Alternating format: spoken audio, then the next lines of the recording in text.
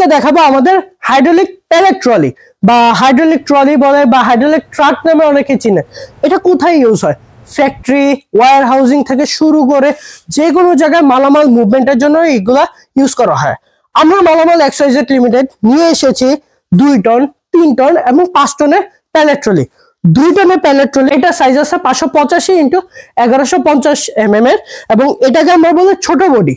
আর যেগুলো বড় বডি বা স্ট্যান্ডার্ড বডি সেগুলো হইতেছে যে 3 টন এবং 5 টনের, এবং এটার বডি সাইজ হইতেছে 685 × 1220, এবং এটা যে ম্যাটেরিয়ালের থিকনেস আছে 5 মিলি, এই শীটের থিকনেস আছে 5 মিলি শীটের। এবং আমাদের কাছে এই পাশে যেটা আছে 5000 কেজি বা 5 টনের যেটা প্যালেট ট্রলি, সেটাও কমপ্লিট সেট।